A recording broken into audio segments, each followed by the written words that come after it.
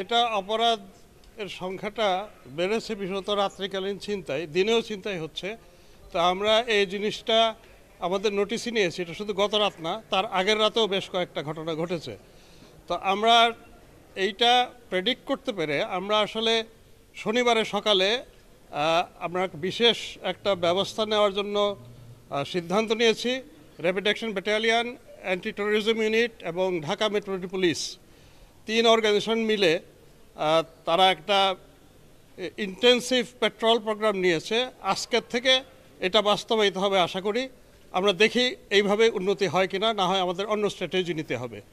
Police, বিচার প্রশাসন সব ক্ষেত্রেই আমরা যেটা সোজা করে বলতে চাই, আমরা মানে ধ্বংস হয়ে যাওয়া প্রতিষ্ঠান নিয়ে কাজ শুরু করেছি। এটা একটা বড় চ্যালেঞ্জ। আবার এখানে আপনারা জানেন যারা পতিত ফ্যাসিস্ট শক্তি আছে, এরা তো আপনার কিছু লোক পালিয়েছে, মেজরিটি তো দেশে থেকে গেছে, এবং তাদের হাতে হাজার হাজার কোটি টাকা। এগুলি তো বানানো কথা না, আপনারা জানেন।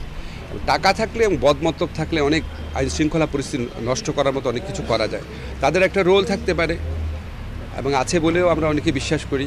এছাড়া যারা আপনার স্বভাবগত অপরাধী, তাদেরও অবশ্যই ভূমিকা আছে এখানে।